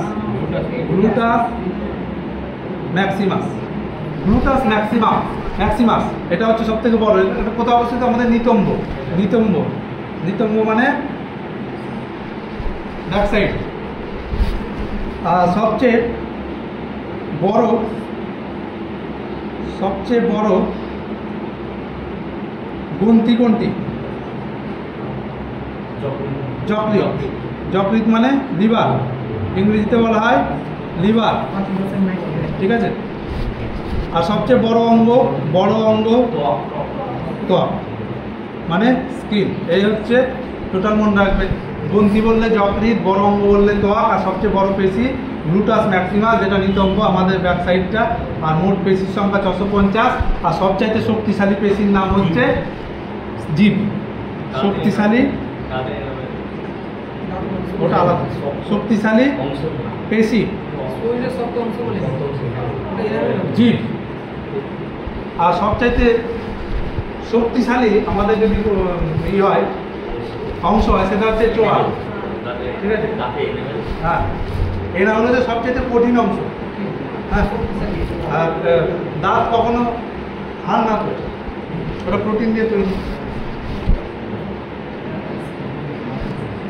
এই যে অস্থি, এই অস্থি কি দিয়ে তৈরি?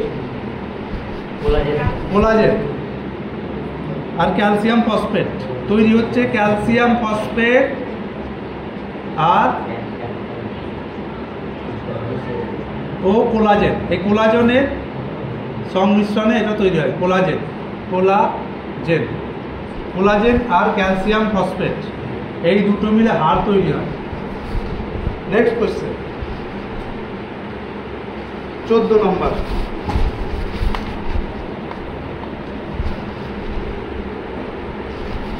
হচ্ছে ধারিত্রী দিবস। অপশন বি, 22শে এপ্রিল হচ্ছে ধারিত্রী দিবস পালন করা হয়। আর একটা অপশন আছে, অপশন এ 12 মে। এটা কি হিসেবে পালন করা হয়? আন্তর্জাতিক নার্স দিবস। তারপর আর একটা অপশন আছে 5ই জুন বিশ্ব পরিবেশ দিবস। তারপরে হচ্ছে 16ই সেপ্টেম্বর দিয়েছে আর একটা অপশন চারটে, ওজন ডে। ওজন ডে হিসাবে পালন করি। এই 12ই মে আন্তর্জাতিক নার্স দিবস, এটা কার জন্মদিনে পালন করা হয়? Florence Nightingale. এই ফ্লোরেন্স নাইটেঙ্গেলের জন্ম দিবস হিসেবে আমরা 12ই মে আন্তর্জাতিক নার্স দিবস হিসেবে পালন করি।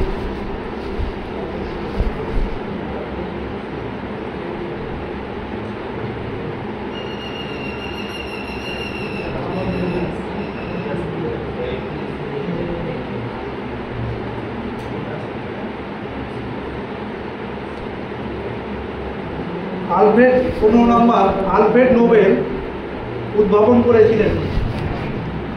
আলফ্রেড নোবেল কি করে?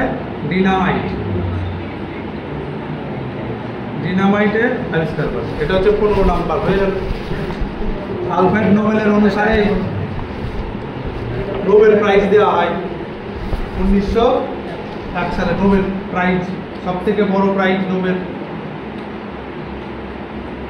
কত সালে দেওয়া হয় নোবেল? 1901। কটা বিষয়ে সঠিক? প্রথমে 5টি, 5+1 হচ্ছে 1969 কিসে দেওয়া শুরু হয়? অর্থনীতি।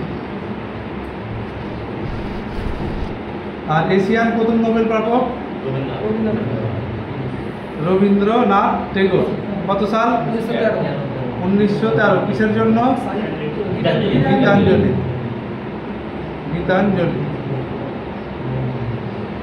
গীতাঞ্জলির জন্য নোবেল পাচ্ছে। নোবেল থেকে অনেক কোশ্চেন হয়। 16। আচ্ছা, এই 15টা হচ্ছে অ্যানালাইসিস করলাম, মার্ক করতে পারছি না।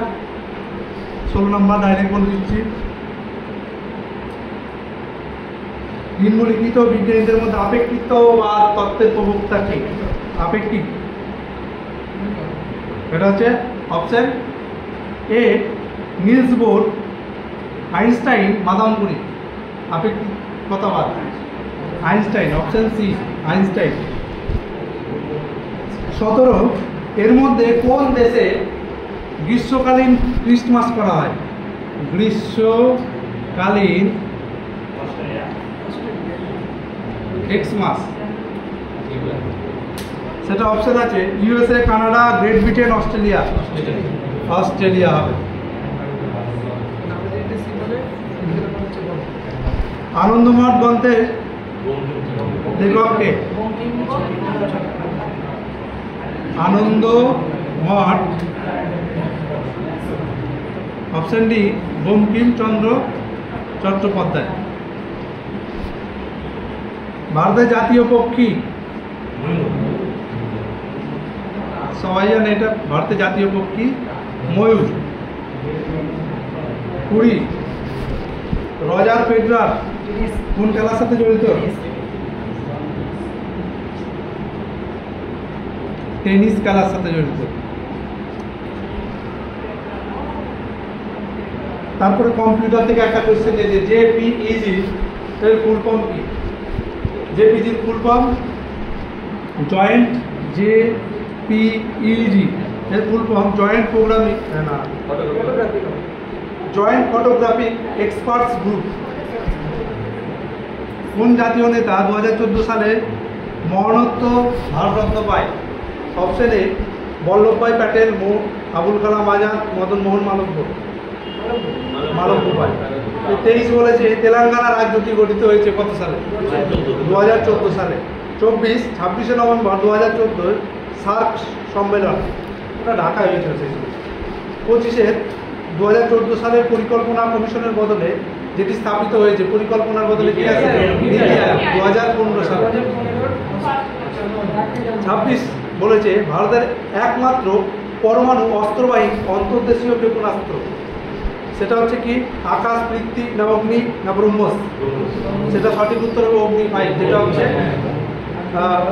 অন্তর্দেশে এক দেশ থেকে অন্য দেশে পরমাণু বোমা ফেলতে সক্ষম মিসাইল। 27 কোন দেশে ত্রয়োদশ মুক্তবন্দর হতে চলেছে?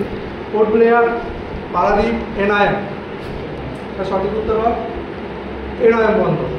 নাসা 28 নম্বর, নাসার মহাকাশ যান যেটি বৃহস্পতির চারদিকে প্রদক্ষিণ করছে তার নাম কি? বৃহস্পতির চারদিকে প্রদক্ষিণ করছে গ্যালিলিও, ইউরোপা, জুনো, ডন। জুনো হবে। 29 সর্বশেষ গঠিত ভারতীয় অঙ্গরাজ্যের নাম কি? সেটা হবে তেলেঙ্গানা। 30 নম্বর লাস্ট কোয়েশ্চেন, মৈত্রী এক্সপ্রেস 2 কোন দুটি জায়গার মধ্যে চলে? কলকাতা ঢাকা, কলকাতা খুলনা, কলকাতা বরিশাল। কলকাতা খুলনা সঠিক উত্তর। বাস এই কটা হচ্ছে টোটাল 30 খানা জিকে, তার মধ্যে 15টা আলোচনা করলাম, 15টা করলে আরো সময় লাগতো। এরপর আছে ইংরেজি।